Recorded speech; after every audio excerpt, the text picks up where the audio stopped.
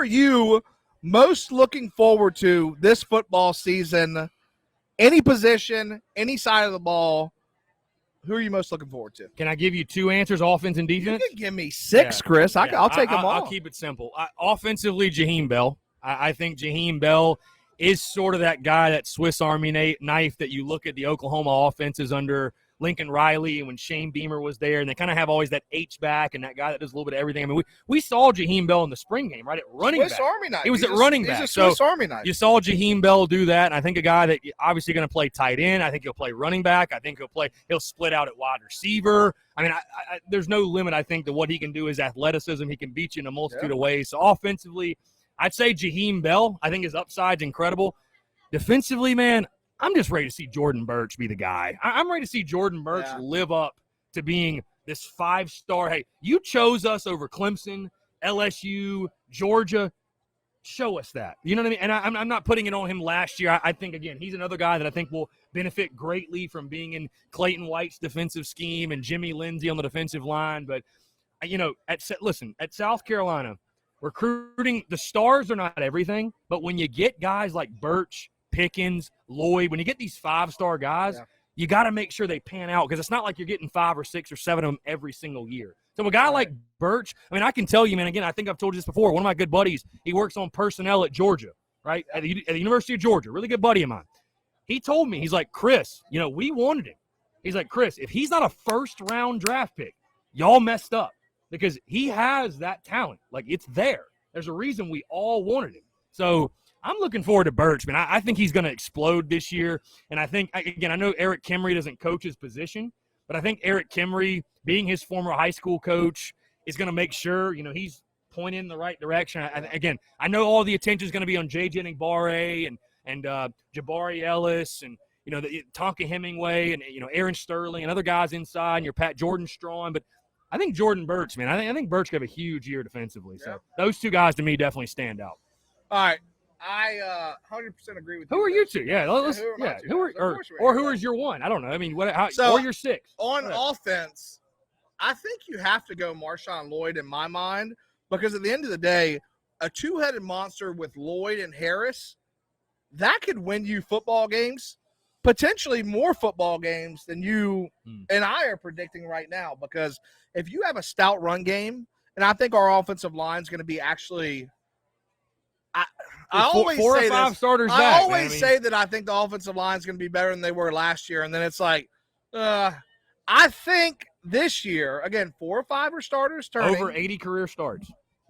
I think between them and then having Harris and Lloyd as your 2 bell cow running backs, you throw Doty in the mix as a running quarterback, I think there's an opportunity to see Marshawn Lloyd put up some big numbers. And you have a true thunder, and I hate to use thunder lightning because we know CJ Spiller and old James. But the nice thing is that you have 2 backs who can beat you in different ways. It's not like you have 2 guys that are the exact same. I mean, I know Harris had the home run ability last year, but you think of Harris more as a between the tackles, getting your tough yardage. I mean, Lloyd is more of that scat back, outside the tackle, spin move, juke move, home run guy. So it's like if you have both back there, it's like, all right, you got to pick your poison. You know what I mean? Like, what are we going to do? Are we running in the middle? Are we throwing out in the flat? Are we sending a guy on a wheel? You know what I mean? Well, this is my thing too, like, Chris. Like, you look at it as you've got Marshawn Lloyd, you've got Kevin Harris.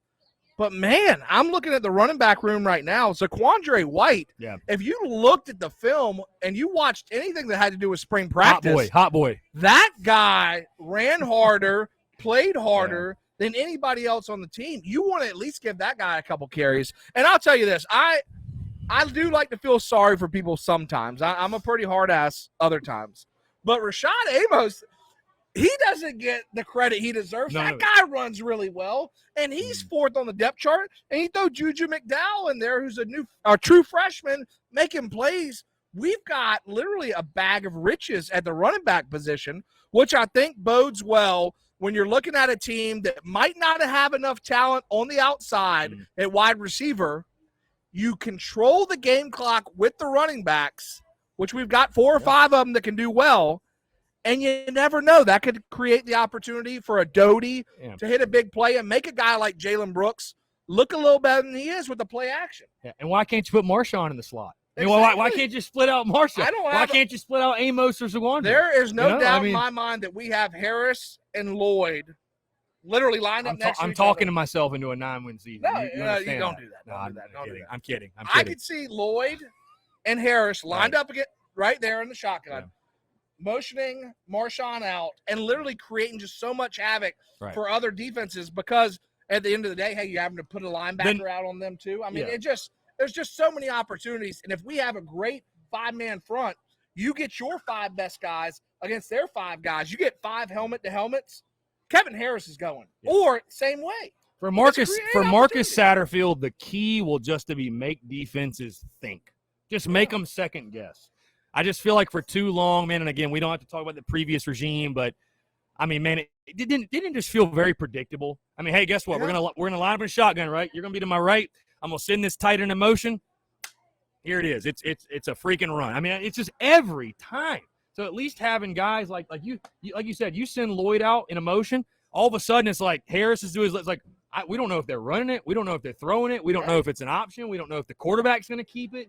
You know, so at least given the unpredictability, at least gives you a chance. I love it. At least it gives you a chance.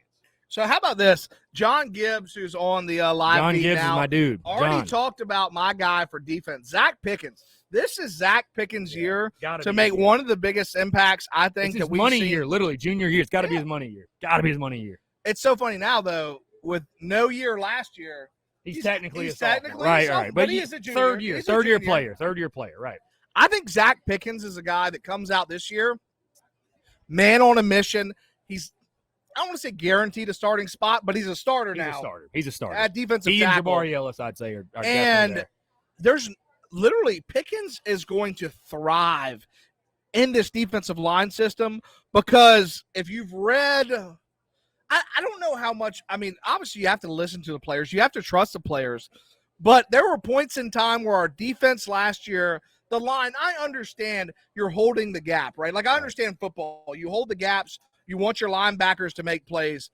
But the idea that you're not going after the quarterback on potential pass plays and holding the offensive line up didn't make sense. And the players said that enough in the press conference to say, wow, that's not the best defensive strategy that I would implement if I was a defensive coordinator. Yeah. I mean, listen, I'm good friends with Kimry, and so are you. And I went on his podcast, was fortunate to do that last year. And again, I don't think he'd mind me saying this. We talked off air after his show last year, and I asked him about Jordan Birch. I mean, he was just like, I don't think they're using him the right way. I think they're making him think too much. I don't think they're just kind of. I like that. I feel like Clayton White's defense with the 4-2-5, they're going to let athletes be athletes. I think that's the big thing. And when you have athletes, dude, especially up front, I mean, again, it's kind of a similar situation on the defense where the skill guys on the outside, that's going to be your big question mark. You're going to have to depend on the line of scrimmage. And Beamer said at SEC Media Days, when you have line of scrimmage offensively, defensively, and then you have the special teams unit, you have a chance and you feel good about your football team. But, I mean, that D lineman, they're going to have to ball. That's the key to the entire season for the defense. I think they'll be improved, but how much will they improve? It's all going to come down to the defense, man, and that defensive line. And, again, like you said, just let your athletes be athletes. They're going to mess up. I mean, they're going to screw up. They're going to blow an assignment of coverage. And I know my audience doesn't care, and I guess virgin ears cover ears, but my coach in college would tell me, if you're going to fuck up flying. Don't fuck up going 50%. No, if you're going to mess up, go 110, man. Like, if you're going to, it's fine. You can mess up, but don't go half speed. Because it helps nobody at that point, 100%, right? So you can make a physical mistake, but it becomes a mental mistake. I'll put earmuffs on out there if you need to. I mean, my audience, they encourage me to cuss more, so it's fine. It's all good. So, again, Pickens is my guy. If there was another guy I was looking at, and he's hurt right now, but Cam Smith being CB number one, I need him to step up and literally he has to be CB number one, right? Like that at the end of the day will help our defense so much more. You have the defensive line that should be making progress across the board, right? You've got Birch, you've got Pickens, you got Sterling, you got Ellis. Strawn, which we haven't talked – you mentioned him a little bit. Yeah. The guy from I've got a connection who's got some NFL scouts in his ear. Jordan Strawn has a second-round grade right now from one NFL team, a second-round grade. And this guy's not even projected to be in the top 4, or at least a starter right now. So I think that goes to show you the depth that we have along the defensive line. You got to have a guy like Cam Smith step up in the defensive backfield, in the secondary, because if he does, this could be a money year for Cam Smith. Yeah. It could be a big money year for Cam Smith. So, and you think of how highly regarded he was at 5-star, dude. Yeah, I mean, Rivals or 247 shot him up to a 5-star after his performance which is at shocking, the Army All-American game. Because I agree. Rankings. We don't have to go into that. I mean, it's fine.